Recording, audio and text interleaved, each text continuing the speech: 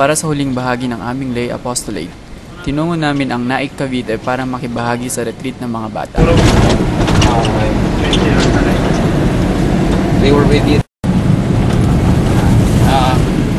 We're going to, papunta na kami sa Naik, Cavite para sa retreat ng mga bata sa Pangalap. Kasama namin si Earl, si Jobo, and Thomas Kim, Korean, and John, Korean. Nag-lay apostolate rin sila. Mga seminaryan sa Korea, magiging pari na rin. Matapos ang kanilang hapunan, nakatulog agad ng mahimbing ang mga bata. Tila napagod sila sa kanilang huling activity.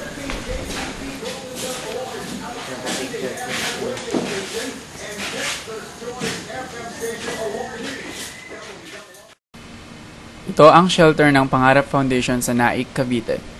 Dito nila dinadala ang mga bata ng drop-in shelter isang beses kada buwan.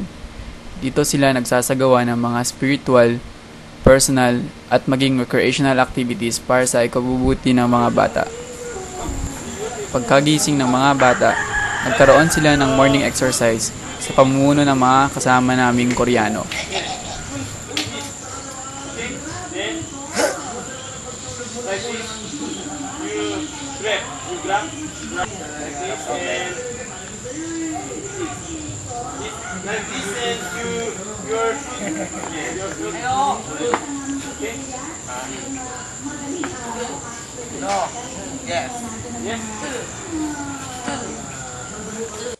Okay. Masaya naman sila sa kanilang ginagawa.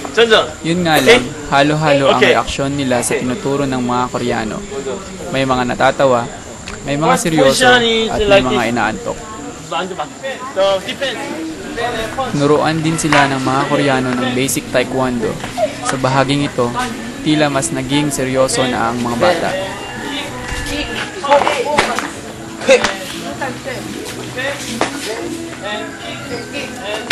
Kailangan lang. At para sa aming huling activity, binigyan namin sila ng paligsahan. Ngayon, sumulat kayo Hinati namin sila sa 3 grupo.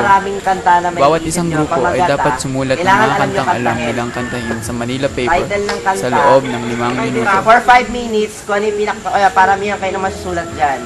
Tapos, mamaya, after 5 minutes, sabihin ko paano gagawin. Dahil next ang binigay na oras, ang madali agad sila sa pagsulat ng Ringside daw, ringside. Ayo. Lala! Ano? Ano pangalan nyo? Puma.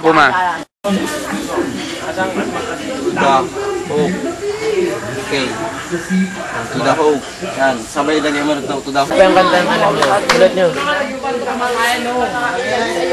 Ano? Sana.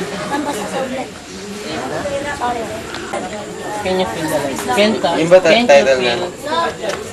The love. How many? Tonight. Tapos, a whole new world. At nagsimula na ang mga bata sa pag-awit. Buti na lang. Kakahiyaan pa sila.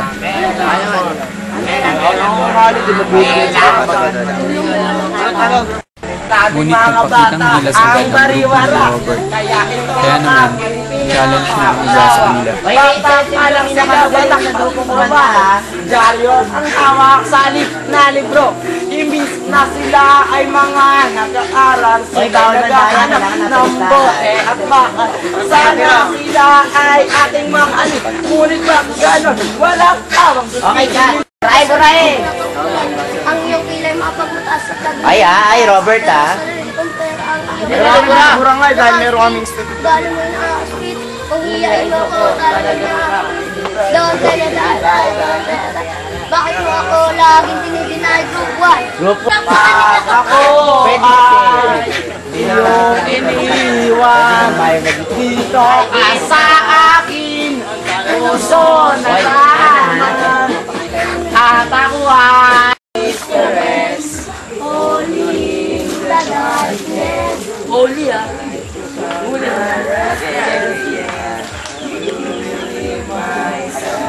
Isang bata. Ito. Happy birthday. Sana mag-enjoy na kayo. Labis. Bagamat nanalo ang 2 grupo, pinakamaligalig pa rin ang unang grupo. Point, marami namin. Isang rap dyan, isang rap. Isang ride. Sana sa'yo mahalin mo rin ako tulad ng pagmamahal ko sa iyo, sa lahat. Matapos ang lahat ng gawain, pinayagan na maligo ang mga bata sa kalapit na dagat. Inatasan kaming bantayan sila upang walang mapahamak.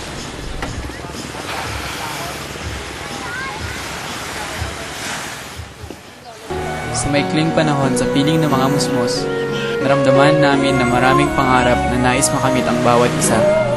At ang mga pangarap na ito ay hindi lamang pansarili, kundi para sa ikaliligaya ng kanilang mga mahal. Kung meron mang kaming bagay na natutunan sa aming karanasan, yun ay ang pagpapahalaga sa bawat isa. Nakita namin ito sa mga bata, sa kanilang tatag ng pagsasama at pagkakaibigan. At lahat ng ito ay nakaugat namin sa pagmamahal. Natutunan din namin na walang kahit anong material na bagay ang makakapantay sa kalingang kailangan ng mga bata.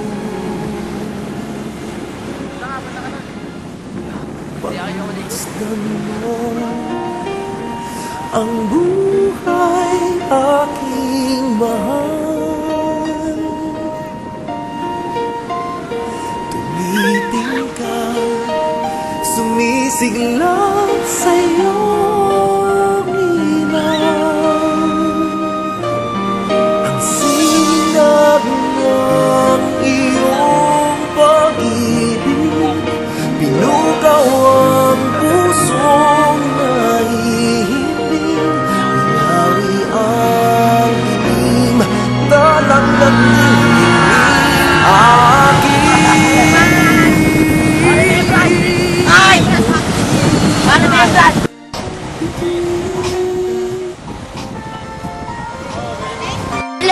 Hello Philippines! Dito kami sa Cubao. Ano nangyari sa'yo? Mahal na mahal kita. Kaso namatay ka na eh. Paano tayo maglalaro ngayon? Ha? Ulit. Wala na akong kalaro, wala na akong kalaro. Ulit.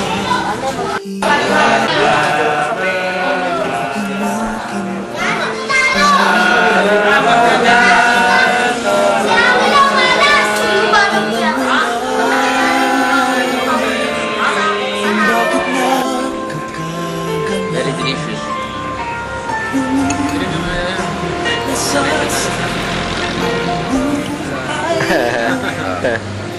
Oh, wala kang kinakain.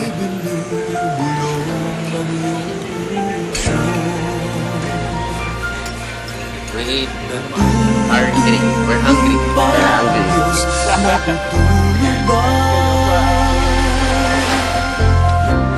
Social workers. Bakit ganyan? Nasaan ang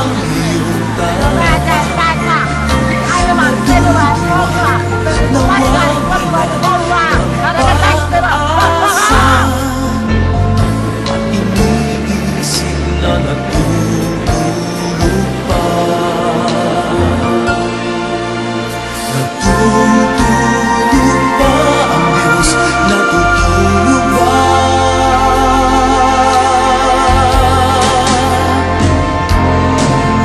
Sikapin mo, pilitin mo, tibayan ang iyong puso.